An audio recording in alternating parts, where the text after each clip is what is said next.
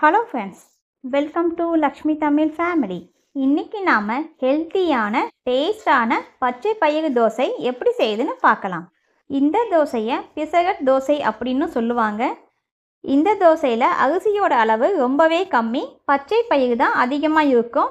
அதனால் weight loss பண்ணுறவங்களும் diabetic உள்ளவங்களும் இந்த தோசையை தாராளமாக ட்ரை பண்ணி பார்க்கலாம். பச்சை பயிறு தோசை எப்படி செய்யுதுன்னு பார்க்கலாம். வாங்க வீடியோக்குள்ளே போகலாம். பச்சை பயிறு தோசை செய்ய தேவையான பொருட்கள்: 1 கப் பச்சை பயிறு, 1/4 கப் பச்சரிசி, 1/2 டீஸ்பூன் வெந்தயம். பச்சை பயிறு, பச்சரிசி, வெந்தயம் மூணையும் நாம் ஒரு பாத்திரத்தில் சேர்த்துக்கலாம்.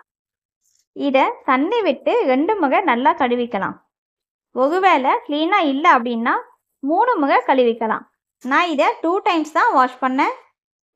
நல்லா க்ளீன் பண்ணிவிட்டு அந்த தண்ணியை வடிச்சிட்டு 3 கப் நல்ல தண்ணி சேர்த்து ஊற வைங்க. பச்சை பயிறு 6 மணி நேரம் நல்லா ஊறணும். பச்சை பயிறு நல்லா ஊறினா தான் அரைக்க முடியும். இந்த பொருட்களை நைட்டில் ஊற வச்சுட்டு அடுத்த நாள் காலையில் கூட நீங்கள் அரைச்சி தோசை செய்யலாம். நல்லா ஊறிடுச்சு பாருங்கள். அதிகப்படியான தண்ணியை ஒரு கிண்ணத்தில் வடித்து எடுத்து வச்சுக்கலாம். இந்த தண்ணியை கீழே கொட்ட வேண்டாம்.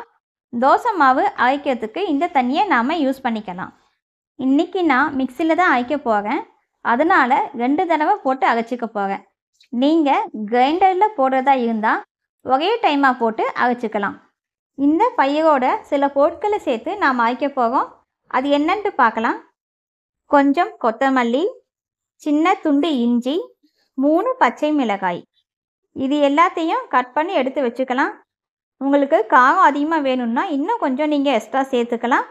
எனக்கு காரம் கொஞ்சமாக தான் வேணும், அதனால் 3 மிளகாய் மட்டும் சேர்த்துருக்கேன். ஊற வச்ச பொருட்களை பாதி அளவு மட்டும் மிக்ஸி ஜாரில் சேர்த்துக்கலாம். அதில் பாதியாக கீறின பச்சை மிளகாய், கொத்தமல்லி தழை, பொடியாக கட் பண்ண இஞ்சி, இது 3ஐயும் சேர்த்துக்கலாம். இது கூடவே பெருங்காயத்தூள், 1 ஸ்பூன் ஜீரகம், இந்த தோசை மாவுக்கு தேவையான அளவு உப்பு, இது எல்லாத்தையும் சேர்த்துக்கலாம். உங்ககிட்ட பெருங்காய கட்டி இருந்துச்சுன்னா தண்ணியில் கலந்து சேர்த்துக்கோங்க. அது இன்னும் வாசனை ரொம்ப நல்லாயிருக்கும். கண்டிப்பாக பெருங்காயமும் ஜீரகமும் சேர்த்துக்கோங்க. பச்சை பயிறு ஜீரணமாகிறதுக்கு அது ரொம்ப உதவியாக இருக்கும். ஃபஸ்ட்டு பேட்சை தோசை மாவு பாத்திரத்துக்கு நான் அரைச்சிட்டு வந்துட்டேன். அரைச்சிட்டு வந்ததை ஒரு பவுலில் மாற்றிக்கலாம். மீதி இருக்க பச்சை பயிரை மிக்ஸி ஜாரில் சேர்த்துட்டு நாம் ஊற வச்ச தண்ணியவே சேர்த்து அரைச்சிக்கலாம். இந்த தோசைக்கு தனியாக தண்ணி சேர்க்க வேண்டியதில்லை. நாம் ஊற வச்ச தண்ணியை மட்டுமே யூஸ் பண்ணி அரைச்சிக்கலாம். 2வதாக எடுத்ததையும் நல்லா அரைச்சிட்டு வந்துட்டேன். அரைச்சிட்டு வந்ததை அதே பவுலில் சேர்த்து நல்லா கலந்துக்கலாம். பயிறு ஊற வச்ச தண்ணியை மிக்ஸி ஜாரில் சேர்த்து நல்லா கலந்து அதை தோசை மாவில் சேர்த்துக்கலாம். தண்ணி பத்தலை அப்படின்னா பச்சை பயிறு ஊற வச்ச தண்ணியை இதில் சேர்த்து தோசை மாவு பதத்துக்கு கரைச்சிக்கலாம்.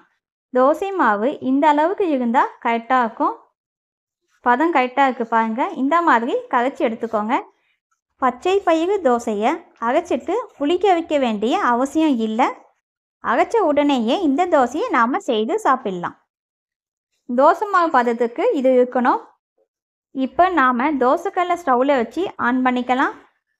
கல் காஞ்சதுக்கப்புறம் இந்த மாவை தோசையாக சுட்டி எடுத்துக்கலாம்.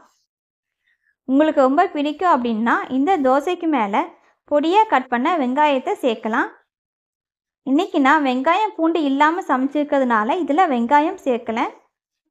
உங்களுக்கு தேவையான அளவு முருகலாக வேக வச்சு எடுத்துக்கோங்க. சாஃப்டாக வேணும் அப்படின்னா கொஞ்சம் முன்னாடியே தோசையை எடுத்துடலாம். எனக்கு தோசை சாஃப்டாக வேணும் அப்படின்றதுக்காக நான் கொஞ்சம் முன்னாடியே எடுத்துட்டேன். உங்களுக்கு முருகலாக வேணும் அப்படின்னா இன்னும் கொஞ்சம் நேரம் தோசை கல்லையே வச்சுட்டு அப்புறமா எடுங்க. தோசை நல்லா மொறுமொறுன்னு டேஸ்ட்டாக வரும். இந்த தோசைக்கு தேங்காய் சட்னி, தக்காளி சட்னி எல்லாமே நல்லா இருக்கும். உங்களுக்கு பிடிச்ச சட்னியோட ட்ரை பண்ணி பாருங்கள். இந்த தோசை மாவில் பச்சை பயிறு அதிகமாக இருக்கும், அரிசியோட அளவு கம்மியாக இருக்கும். வெயிட் லாஸ் பண்ணணும் அப்படின்னு நினைக்கிறவங்க, டயபெட்டிக் உள்ளவங்க இந்த தோசையை ட்ரை பண்ணி பார்க்கலாம்.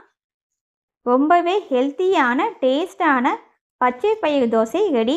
பச்சை பயிரை ஊற வச்சு முளைக்கட்டி தோசை செய்யலாம். முளை கட்டாமல் இதே மாதிரி ஊற வச்சும் செய்யலாம். பச்சை பயிரை எப்படி முளை கட்டுறது அப்படின்னு உங்களுக்கு வீடியோ தேவைப்பட்டால் கமெண்ட் பாக்ஸில் சொல்லுங்கள்.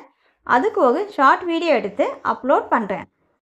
நம்ம சேனலில் சட்னி துவையலுக்கு பிளேலிஸ்ட் க்ரியேட் பண்ணியிருக்கேன். அந்த பிளேலிஸ்ட்டோட லிங்க்கை டிஸ்கிரிப்ஷனில் தரேன். தேவைப்படுறவங்க அந்த பிளேலிஸ்ட்டை செக் பண்ணி பாருங்கள். கண்டிப்பாக இந்த ரெசிபியை ட்ரை பண்ணி பாருங்கள். இந்த வீடியோ உங்களுக்கு பிடிச்சிருந்தால் லைக் பண்ணி கமெண்ட் பண்ணுங்கள். உங்கள் ஃப்ரெண்ட்ஸ் அண்ட் ஃபேமிலிக்கு ஷேர் பண்ணுங்கள். மறக்காமல் நம்ம சேனலை சப்ஸ்கிரைப் பண்ணுங்கள்.